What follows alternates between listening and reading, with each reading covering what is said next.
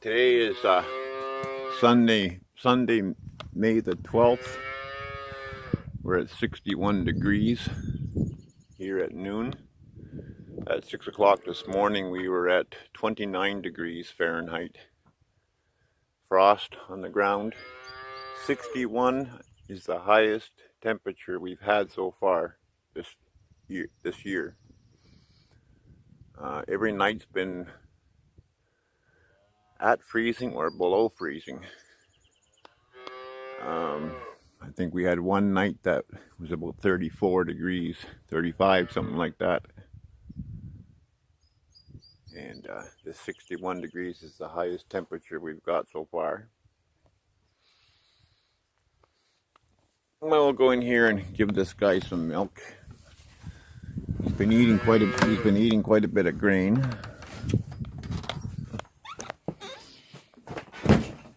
I give him milk around noon and then again at midnight. I see you ate all your grain again, eh? I see you ate all your grain. Yeah, I see you ate all your grain up. Yeah, and your hay. Yeah. Okay, watch out.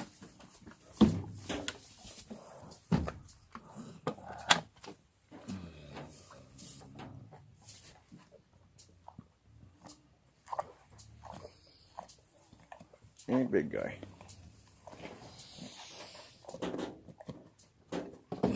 Yeah, he didn't want to. I had his grain in a pail like that, and he didn't want to eat it. So I started putting it in here, and no problem. This is calf starter.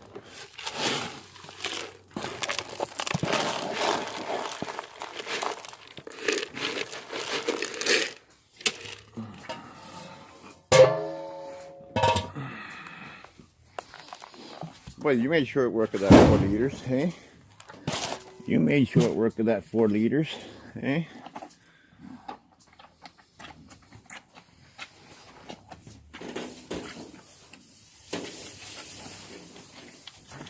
Do some more hay.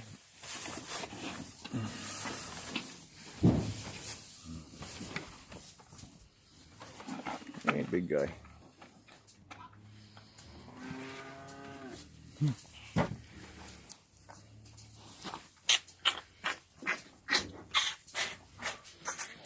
Let him get some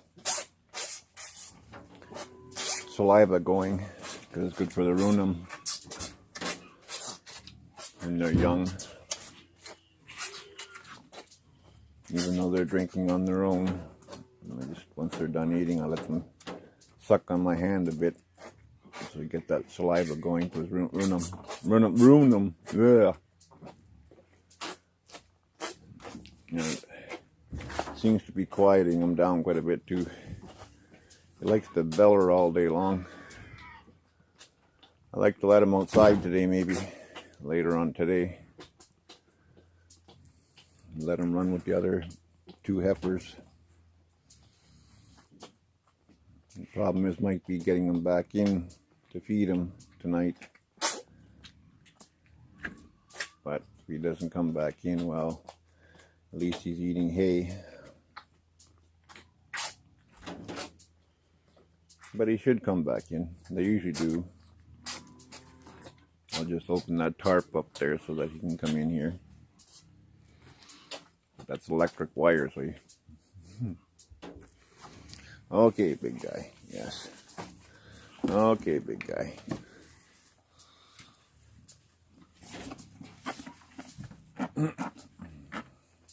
It's empty already. You gonna lick it clean?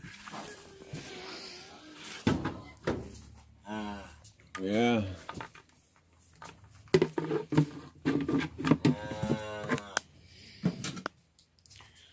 Yeah, we're getting really low on grain here.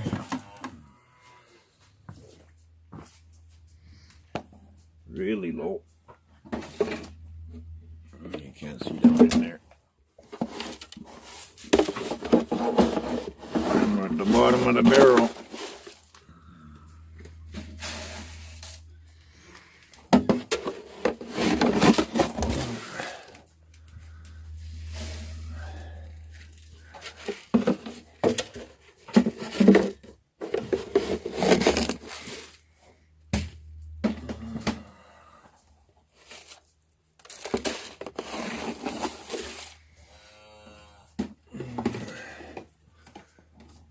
dark in here.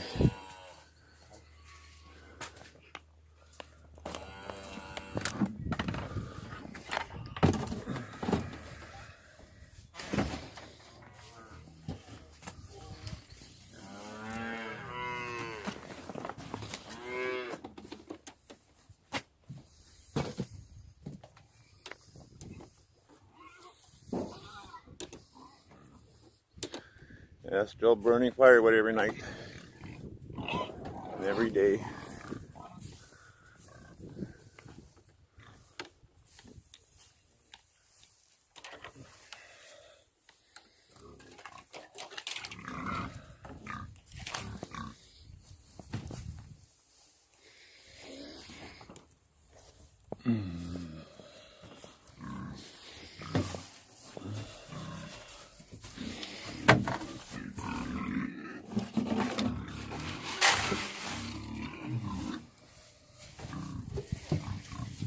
Back, back.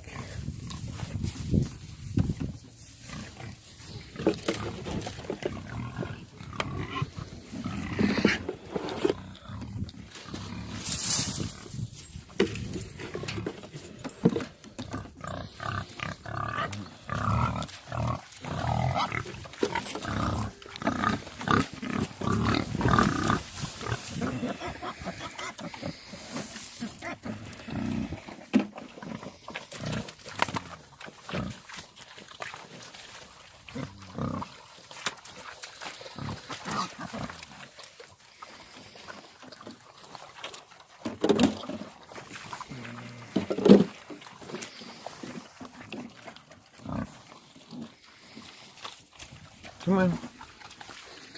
Come on, girls. Come on. Come on. Come on. Come on. Go girls. Go girls. Yes.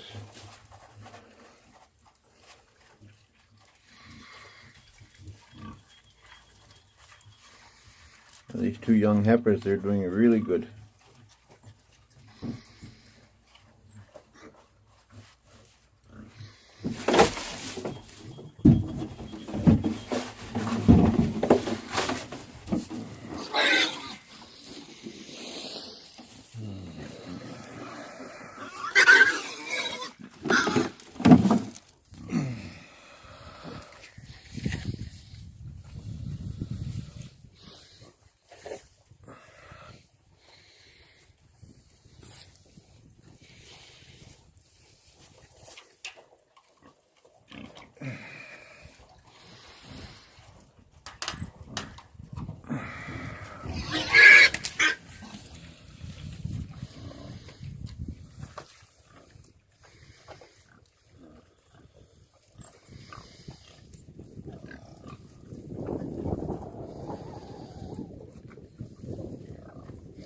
Yeah, I haven't seen this boar breed those two females at all. He's been in here since what, the middle of March.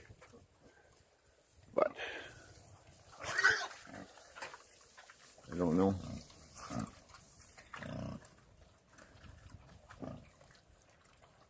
I'll be taking him out, separating him. March, April. Probably by the end of this month I'll separate them, because their pregnancy is 3 months, 3 weeks, and 3 days. So I don't know, end of March, or pardon me, end of May, middle of June, something like that, I'll separate them.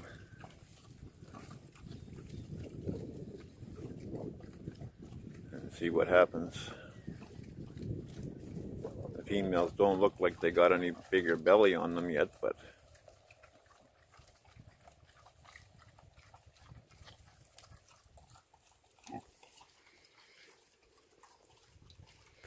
yes, finally a nice sunny day, but it's still not all that warm, 61 degrees Fahrenheit.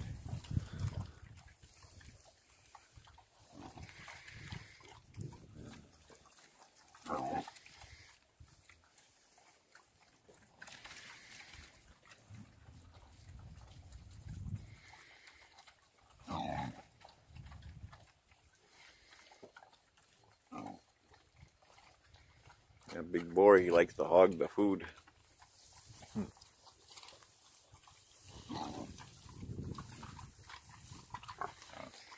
When I get paid here, I gotta buy a spool of wire and get them down in the bush down there. In that bottom of the ravine down there. I'll run it from the driveway all the way down, to where that last spruce tree is there in the bottom of the ravine. And I'll basically go right from the grass edge on both sides of that brush line. And it's wet down in there all the time, so I don't even need to supply them water because it's a drainage ditch through there. And it's like water sitting in there all the time. That's where I dug with an excavator down 6 feet through solid red clay, and I got into beautiful white like beach sand. And I've always wanted to bring in a bigger excavator. Hey, get out of there! Get! Hup!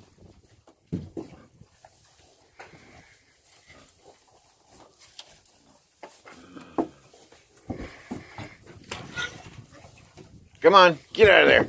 Come on! Get!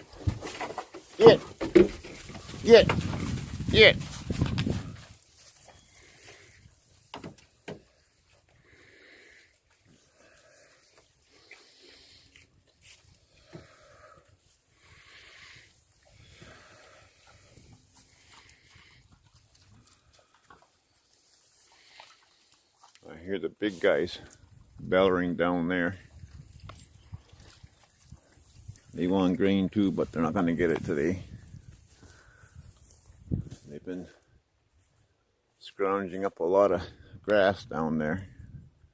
It's last year's grass, hay sort of stuff, but they've been in some good patches that were never eaten last year.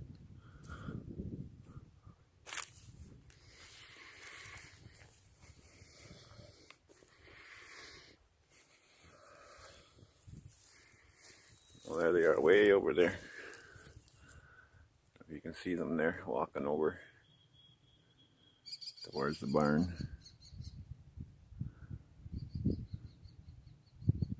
They've been down on the hydro line down there.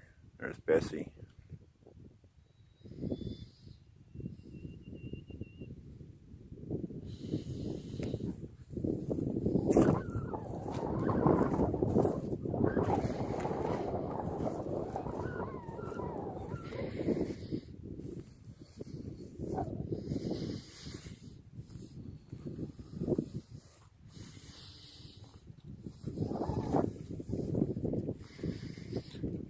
Yeah, they've tore this up pretty good. Look at you can see how they've moved all these rocks around more. You know, they got a powerful nose on them. See, they got a big wallow dug there full of water. 2 of them there actually. They're uprooting my tamarack tree there. I'm gonna have to fix that again. That's why I want to get them out of here, because they're starting to root up the trees here. I don't want that.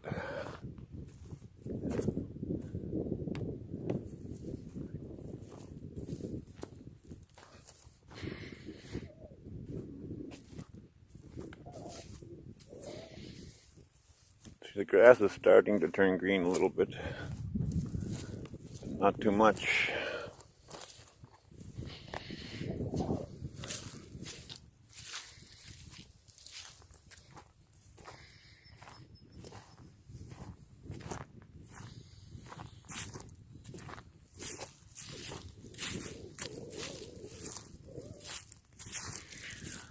My rocks here so that I clip them with the plow, and I know that I'm at the edge in the wintertime.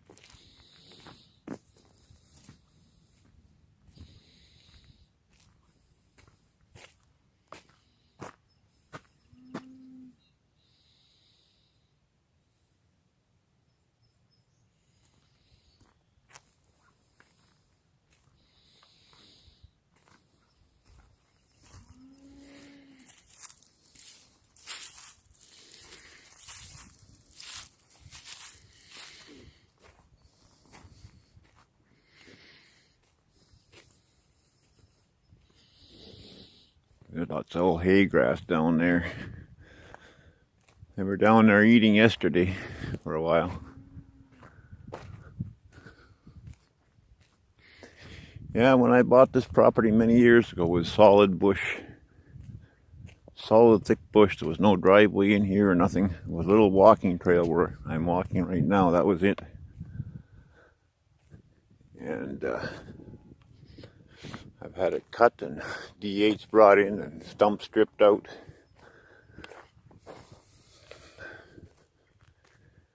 I think the last D8 operator didn't do a very good job up on top of the hill there. He left a lot of roots behind and the brush came back. I was in Finland at the time. I wasn't here to supervise when they did this front half. I want to move this fence line right over to the road this spring and go right up to the property line over by the neighbor's house, because it cuts off at the base of this hill we're here right now. There's another 7-8 acres up there yet.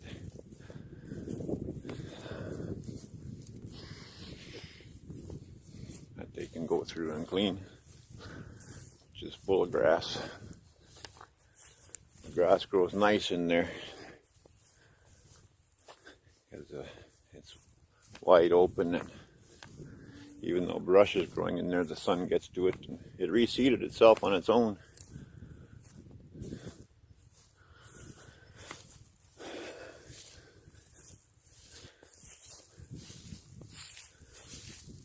Look at all the grass in here that they could be eating, just falling down. I'll probably burn this yet this year.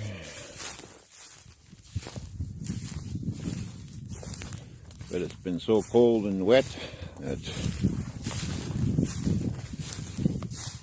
nothing wants to burn at all.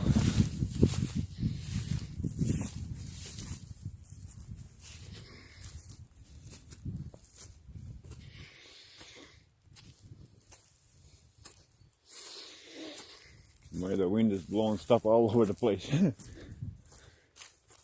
Gotta clean that all up. But this is a road I have up here.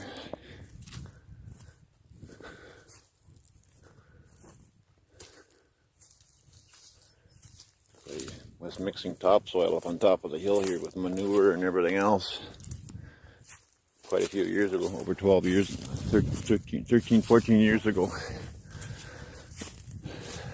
I had several truckloads of black soil brought in, and I mixed it with manure for the gardens up there.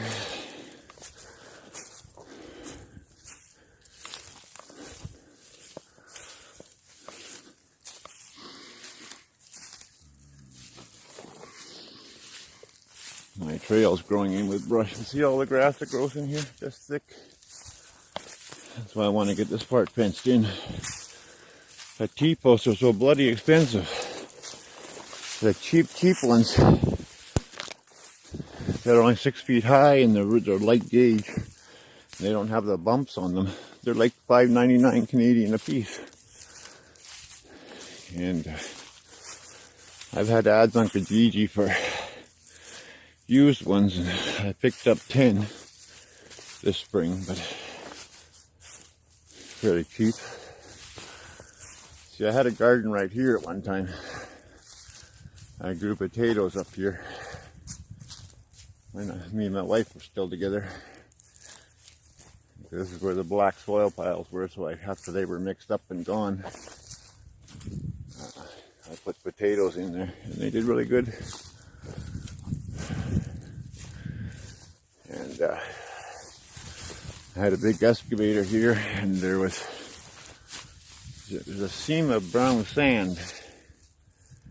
So I dug a huge pit here out, and there's like almost a foot of red topsoil on top of here in this area, and there's a little over 2 feet of brown sand. So I was taking that brown sand and a little bit of clay and the topsoil and mixing it with manure and black soil over there. And I left this berm here of straight clay that I dug into the clay in the bottom so that nobody falls in. And this nice little step down into there, which I'd like to do some more, because for the test holes I dug, it's like that same topsoil up here and brown sand. And it's the only place on the property, other than where the mobile home is sitting at the tail, the very back end of the mobile home, was sort of a brown, not a brown, but like a yellowish sand. I had this trail going all the way down here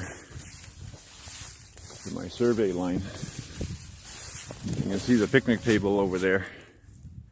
We used to shoot right down the survey line here until the brush got too high. I like to come through here and cut all this down and just pile it to rot, because there's so many. Look at all the trees have come in here. You know, I reseeded all this with red spruce and everything else in 12-foot wide rows running this way. But look at all the trees, how they filled in between everywhere. Like I can't even tell where my rows are. I think there's one right here. Yeah. This one. I planted them the rows 12 feet apart, 12 feet apart, the rows, and 12 feet spacing between them. But tons of new spruce have popped up through here. And jack pine, that's a new jack pine that's growing here on its own. And this whole area was bulldozed, all the stumps were taken out. There was even a new birch growing in here. Yeah, when I cut this property, there was only 2 birch on this hillside, but I think it was over there further. It was, no, pardon me, 3 birch. It was a clump of 3. Where did I plant this birch here? I know I planted some birch. See, that's a nice young birch tree. I know I planted some birch seedlings down over there, but these were expensive to buy, so I didn't buy very many of them. They were like, I think they were like $6 a piece compared to ones I got through the Ministry of Natural Resources for like 6 cents a piece. Used to be able to see all the way back. I sure love to cut all this out, but I just haven't got the strength. I've been saying for the last 3 years to cut it out, but I don't know. It's just, I come out and work for a couple of hours, my back starts killing me like crazy, and I go lay down, and just from the stress, from the pain, I end up falling asleep and sleeping for 4 hours.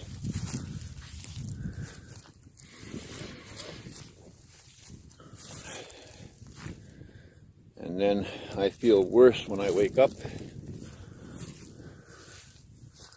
Yeah. My property still goes another,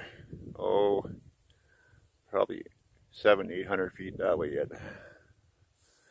There's lots of grass up here for the cattle, and then run the fence along the roadside down there. 1-wire electric. And they could come up here. They've been up here loose, because there was a time I didn't have any electric fence wire at all, and they just roamed everywhere here. But with the idiot neighbor across the road chasing them up and down the road, you'd see them on the edge of the road eating in the ditches, and he'd go and harass them.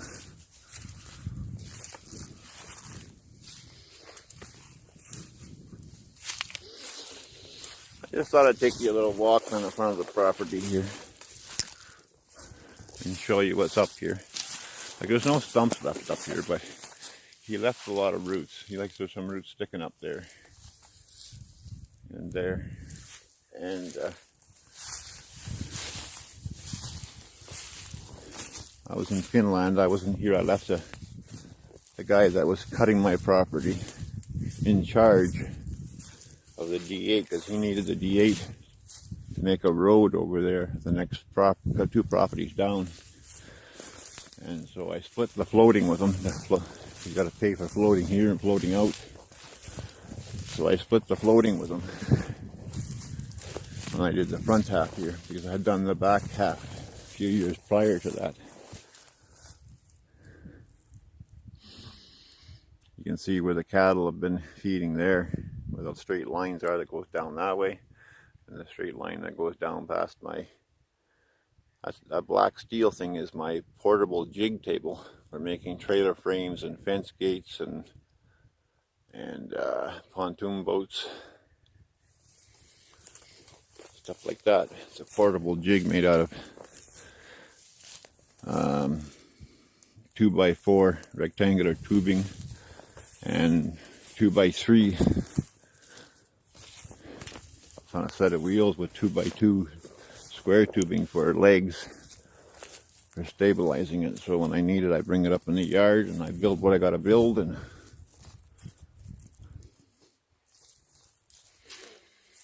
you know, look at all the junk that the wind is blowing down out of the yard from people coming in the wintertime and feeding them and just leaving the plastic bags to blow away in the wind. I'll have to go down there as soon as it dries up a bit with the truck and clean all that up. I don't dare go right now, even though that it looks dry, but you spin a tire on this clay and it's like being in a grease pit.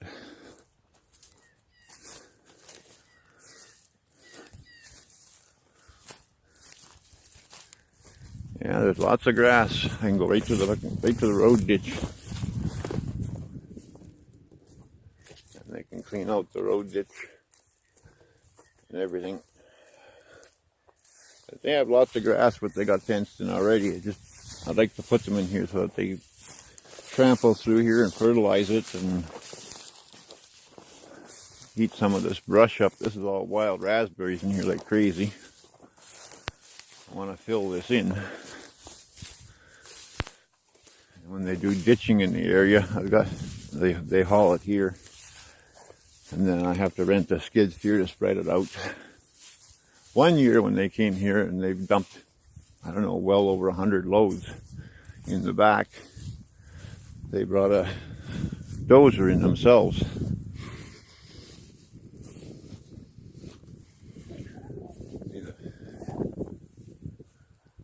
You can see where I fed hay this spring. There's a lot of nice wood here rotting for fertilizer.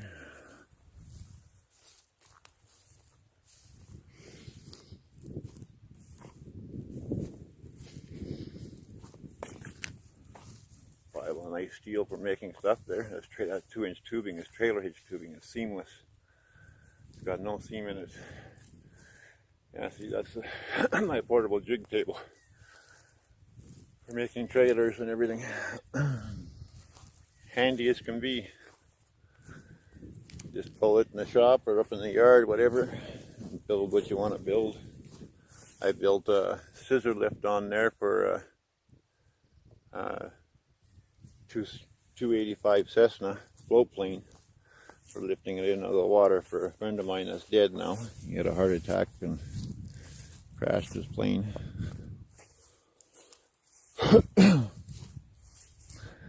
And my dead plow truck, ring gear's gone in it. I gotta take that plow off that truck. Whoa, tripped over a wire there. And put it on that yellow Ford or Chevy. Yellow 3/4 ton 4-wheel drive Chevy up there. But I got to get all the tires fixed on it, all the beads leak on it. So I think three out of 4 tires are flat. I aired them up last summer a couple of times, ready to pull it out of there and into by front of the garage where my welding cables and stuff are. My welding cables will actually reach right where it is, but I had put a foot of gravel all the way around it there, the back there, in 2006. Road gravel, and I gravelled this area here, and the gravel lines like a third of the way up the tires on the one side.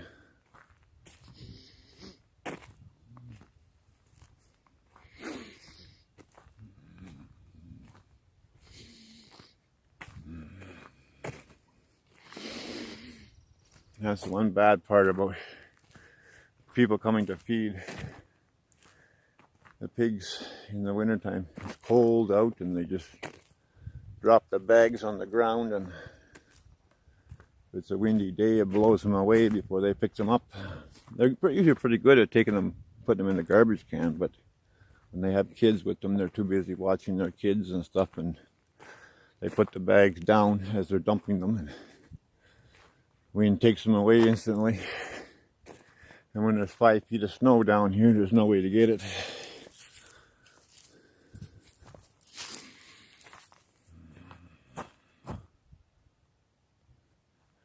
Okay, we're at 31 minutes, so I think we're going to call it a day. There's the big steers up there now.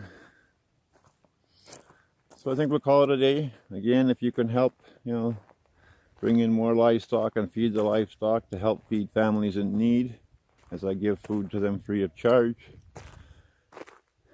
Please see the links below for PayPal. And if you can help at all to donate to me to help build a cabin before the winter, use the PayPal pool link below. It would be very muchly appreciated. Very, very much. It's like it is so cold in that trailer in the wintertime since my ex-wife flooded it, and the courts gave her everything, and I'm going to start getting into that story very shortly. The full story. The lawyers' names and her name and everything else. Okay, have a great day, everybody. Talk to you again soon. Well, here it is, just over 2 hours later, 2.5 hours later. It's 2:30 now. And it is raining. It's overcast, and it's raining, and it's dropped from 61 degrees down to 57 degrees in 2.5 hours. Oh, somebody got zapped by the electric fence. That's how fast the weather changes around here, and it's been extremely cold and damp every day.